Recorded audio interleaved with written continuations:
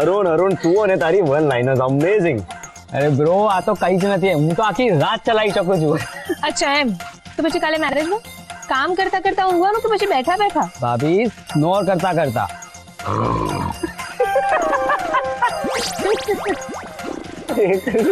મોડું બંધ. શું કરો છો તમે લોકો?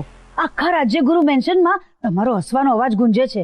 અરે બધા સૂતા છે, ડિસ્ટર્બ ના કરો. જાઓ જઈને સુઈ જાઓ. જુઓ, કાલનો દિવસ આપણા માટે બહુ જ લાંબો અને અગત્યનો છે. કાલે કંઈ પણ અજુગતું કે કંઈ પણ અશુભ ન થાય એનું આપણે ધ્યાન રાખવાનું છે. અને એક વાત ધ્યાન રાખજો, જો કદાચ કોઈની પણ કંઈ પણ ભૂલ થાય તો બસ એકબીજાને સંભાળી લેજો. કાલે એકવાર કોઈ પણ રીતે અનુશ્રીના લગ્ન હેમ ખેમ પાર ઉતરી જાય એટલે બસ. સમજ્યા? હા સમજી ગયા, યુ ડોન્ટ વરી. અને બાય ધ વે, અનુશ્રી તારી જ રૂમમાં સુવે છે ને? તો હવે તું પણ રૂમમાં જઈને સુઈ જા, અમે પણ જઈએ છીએ. Okay, good night. સારું, ગુડ નાઇટ બેટા. Good night. Good night. તારા જોક્સ બંધ કરે, અમે બેને સુવા જવા દે. ચલો, good night. Good night. Good night ભાભી. Good night.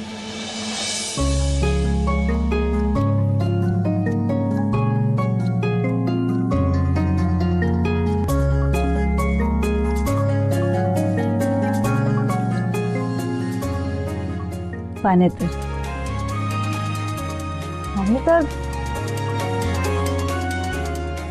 મમ્મી, આ પાનેતર પહેરવું જરૂરી છે? હા બેટા, પાનેતર વગર તો લગ્ન અધૂરા કહેવાય. But why only પાનેતર? બીજું કંઈ કેમ નહીં? I mean, we have so many options and some normal clothes. No, it's not a normal cloth.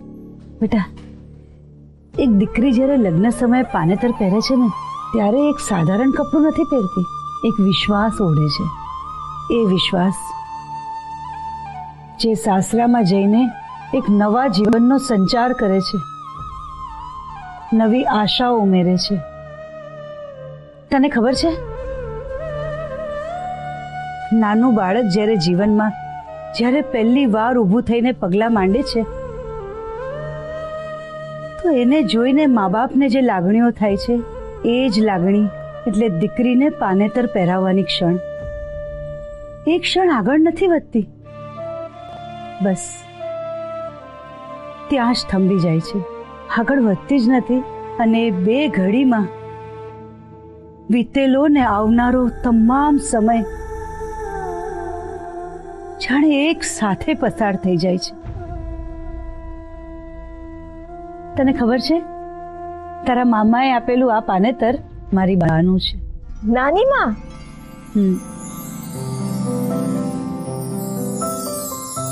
બેટા, આ એક એવો વારસો છે જે દરેક માં પોતાની દીકરીને આપે છે. વળતરમાં બસ એની દીકરીની ખુશીઓ અને બધી મનોકામના પૂર્ણ થાય એવી જ પ્રાર્થના કરે છે. તારા મામાએ આ પાનેતર આટલું સાચવીને રાખ્યું છે ને એટલે જ તો માં કહેવાય છે ને. જેમાં બે માં સમાયેલી છે એવા મામા. આ પાનેતર એક લેગસી છે જે તને આપી છે ને આ લેગસી તારા થકી સચવાશે એવી અમને કામના છે.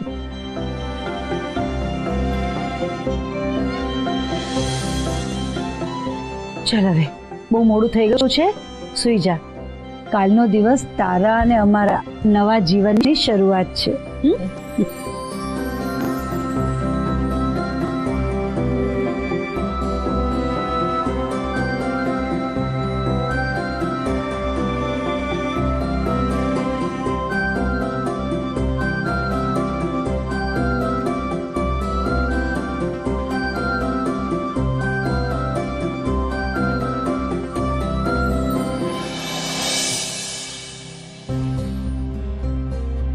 ક્યાંક મારા આ મેરેજ મારી મમ્મી અને મારી ફેમિલી માટે બર્ડન તો નહીં થઈ રહ્યા હોય ને?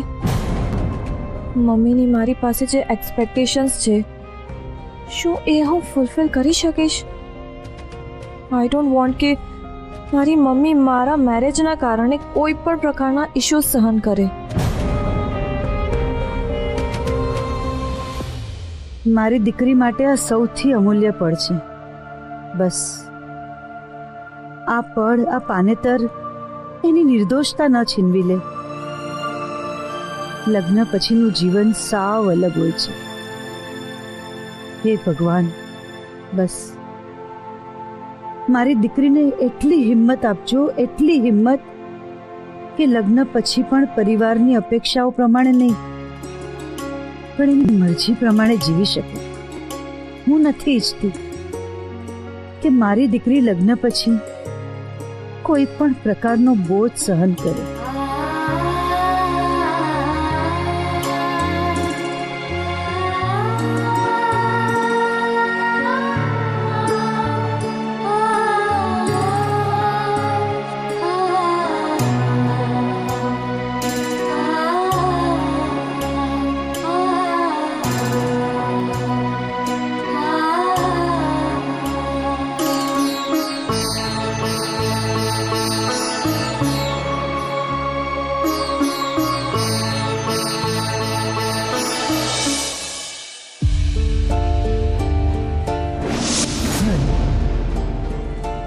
અરે આ શું?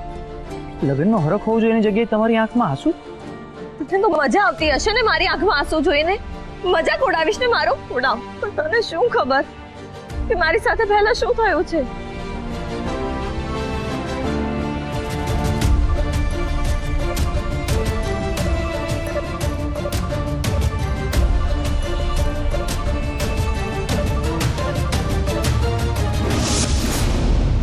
બધા કહે છે રડવું નિર્બળતાની નિશાની છે, પણ જ્યારે હૈયામાં ઝાટકો લાગે ને અને આંસુ નીકળે એનું નિર્બળતા નહીં પણ તાકાત માનું છું.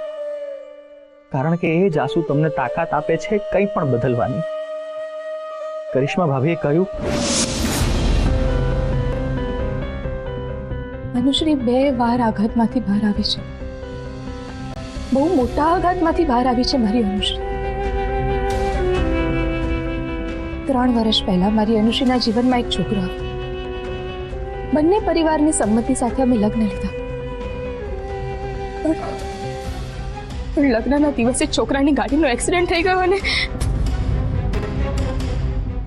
આ આઘાત મારી અનુશ્રી સહન ના કરી શકી. પછી પપ્પાજીએ અનુશ્રીના લગ્ન બીજે નક્કી કરાવ્યા.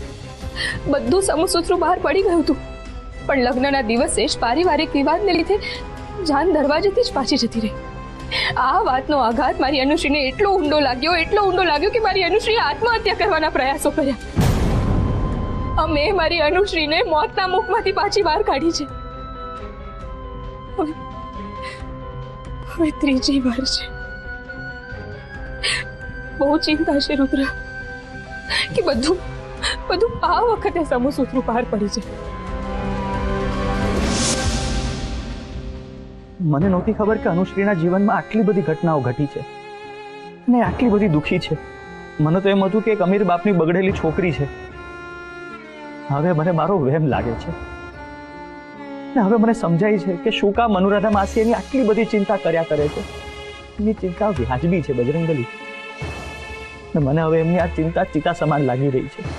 ને એટલે જ આજે રુદ્રદત્ત પુરોહિત તમને એક પ્રાર્થના કરે છે, અને દર વખતની જેમ તમારે આ વખતે પણ એ પ્રાર્થનાને ફળીભૂત કરવી જ પડશે.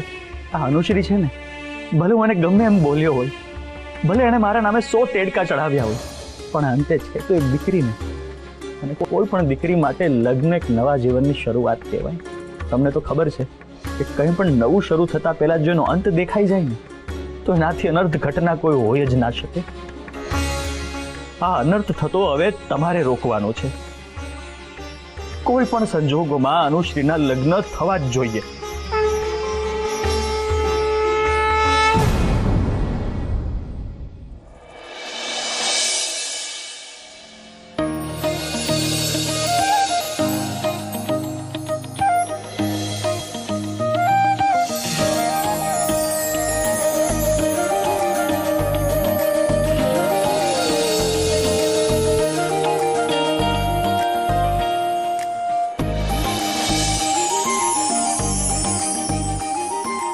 વાવ, કેટલી બ્યુટીફુલ લાગે છે.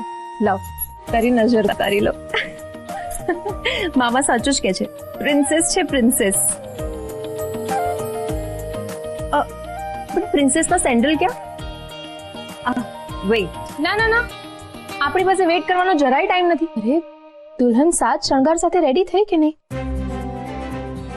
જલ્દી રેડી કરે ને, ફટાફટ, ટાઈમ નથી આપણી પાસે. ચલો જલ્દી જલ્દી. અરે ભાભી જલ્દી જલ્દી ના કરો, જલ્દીમાં બધું ગડબડ થાય છે. જો ને આ અનુશ્રીના સેન્ડલ ક્યાં મુકાઈ ગયા છે, મળતા નથી. સંગમ કુમારના મમ્મીએ સ્પેશિયલ ડિઝાઇન કરીને ઓર્ડર કરીને બનાવડાવ્યા છે. Now what? What now what? શોધો હવે, ચલો શોધો. ચપ્પલ શોધવાની જરૂર નહીં પડે. મેં કહ્યું હતું ને, તમારે કઈ પણ જરૂર હોય તો મને કહેજો, હું શોધી દઈશ. ચપ્પલ મારી પાસે છે. અરે આ ચપ્પલ તમારી પાસે કઈ રીતે આવ્યા? એ તમે છોડો ને, ચપ્પલ આવી ગયા એ મહત્વનું છે. મેં શોધી લીધા. સાચી વાત છે, પણ હવે જલ્દી કરો. પણ મને એક વાતનું બહુ દુઃખ છે. શેનું? અરે બિચારા સંગમભાઈ કેટલા ભોળા ને સાવ સીધા સાદા છે. અરે એમનું જીવન તો કડવું થઈ જશે સાવ.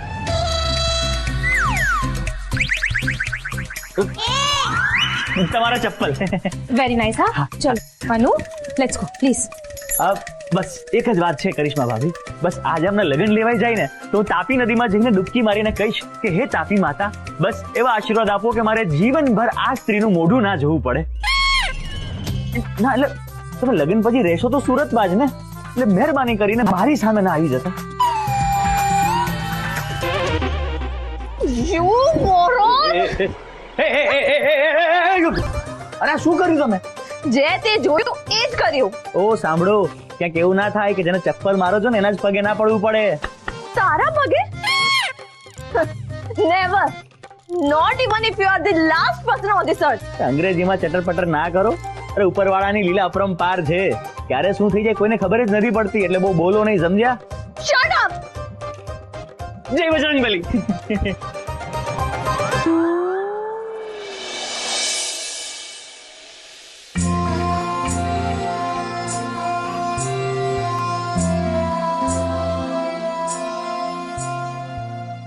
મહેંદી, સંગીત સંધ્યા, પીઠી, લગ્ન પહેલાના બધા જ ફંક્શન એક પછી એક થઈ ગયા ને હવે લગ્ન પણ થઈ જશે. જે ઘડીની હું આતુરતાથી રાહ જોઈ રહી હતી, પણ કદાચ હું નથી ઈચ્છતી કે એ ઘડી આવે, કારણ કે મને ખબર છે હું એ ઘડીનો સામનો નહીં કરી શકું. મારી લાડકી દીકરીની વિદાય, જે દીકરીને વર્ષોથી છાતીએ વળગાડીને રાખી છે, આજે એને વળાવવી પડશે.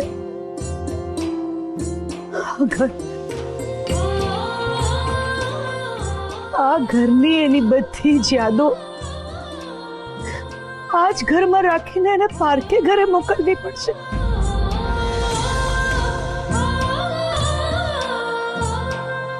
લગ્નની મસ્તીમાં બધા મસ્ત છે, પણ કોઈએ ક્યાં વિચાર્યું કે આ માનો આખો ખજાનો લૂંટાઈ જશે.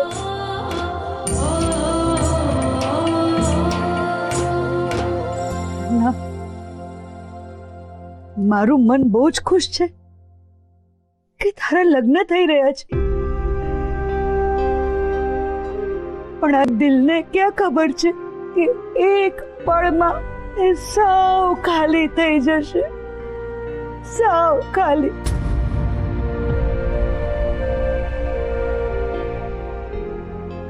કેમ કરીને માનું ને મનાવું કે મારી આ કાળજાના કટકા જેવી દીકરી મારું ઘર છોડીને પારકે ઘરે જતી રહેશે? કેમ કરીને મનાવું?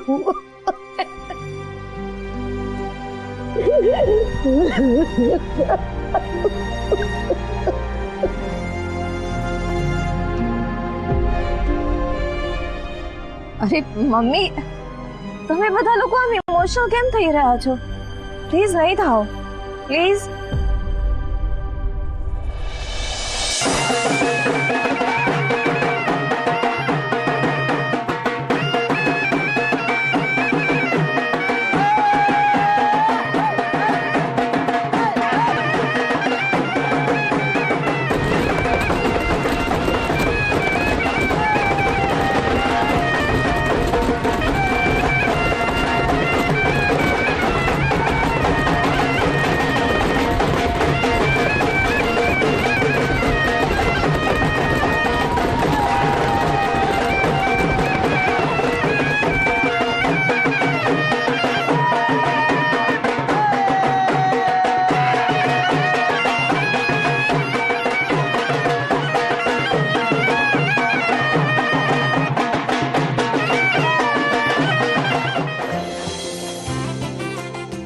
અનુની વાત સાચી છે.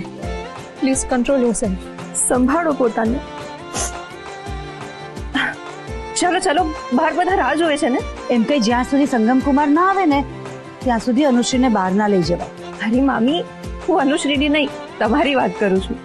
હા, પણ ત્યાં સુધી અનુશ્રી અહીંયા જ રહેશે અને તમારે લોકો એનું ધ્યાન રાખવાનું છે. હા મમ્મીજી, આ તો કંઈ કહેવાની વાત છે. બેન બેન, જમેડા છે, આવતા જ છે, તમને બોલાવતા છે. અરે સંગમ કુમાર આવી રહ્યા છે, જલ્દી કરો, આપણે જમાઈને પોખવાના છે, એમની આરતી ઉતારવાની છે. બધી તૈયારી થઈ ગઈ છે ને બરાબર? મમ્મીજી, બધી તૈયારીઓ થઈ ગઈ છે. રુદ્રએ કરી છે ને એ પણ જેમ ગોર મહારાજે કહ્યું હતું ને એમ જ. સરસ, ચાલો ચાલો બધા ફટાફટ જઈએ આપણે. અરે મમ્મીજી, હમણાં તમે જ તો કહ્યું કે હું અનુશ્રીની સાથે રહું, એનું ધ્યાન રાખું, અને હવે તમે જ મને જવાનું કહો છો. આટલા નર્વસ ના થશો. એનું ધ્યાન રાખજે. હા હા મમ્મીજી. નુપુર, તું એક કામ કર, મમ્મીજીને નીચે લઈ જા. હા મામી, આ રીતે મહેમાનોને રાહ ના જોડાવે. ચાલ. હા, એક મિનિટ. ચાલ ચાલ, ઘણું કામ બાકી છે. અનુ, તું અહીંયા બેસ. હું આવું છું, ઓકે? અનુ, આ શું? તારી આંખમાં આંસુ? આ તો નિયમ છે ને કે છોકરીએ પોતાના મમ્મીને, પોતાના ડેડાને છોડીને સાસરે જવાનું જ છે. પણ મારે આ નિયમ બદલવો હોય તો? અનુ, અમુક નિયમો કપરા હોય છે પણ સારા હોય છે. ભાભી,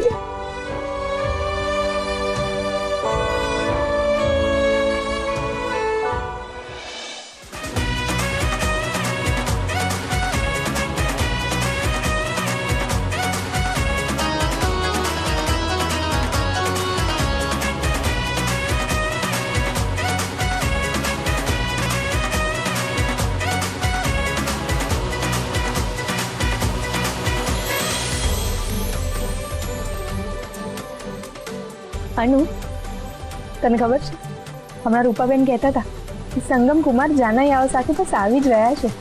અને હા, જાનૈયાઓ એટલો ડાન્સ કરી રહ્યા છે, એટલો નાચી રહ્યા છે કે વરઘોડો આગળ જ નથી વધી રહ્યો.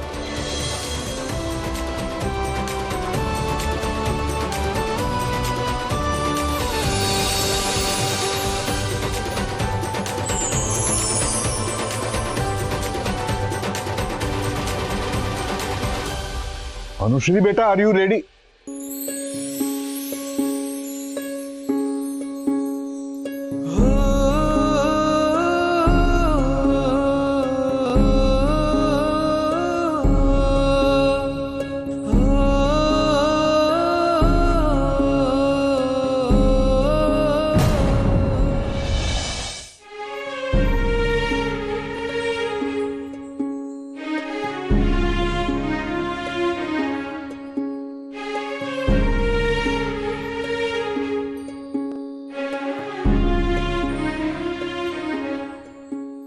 મારી લાડકી દીકરી, મને મને ડેડા કહીને બોલાવતી મારી પ્રિન્સેસ, પછી મારી પાસેથી જતી રહેશે કાયમ માટે, મારાથી દૂર થઈ જશે. હવે તારું ડેડા સાંભળવા મારે દિવસ સુધી રાહ જોવી પડશે ને. આજ સુધી મારી આંખ સામે હતી. વિડીયો કોલ પર તને જોવાની, એની વેઇટ કરવાની.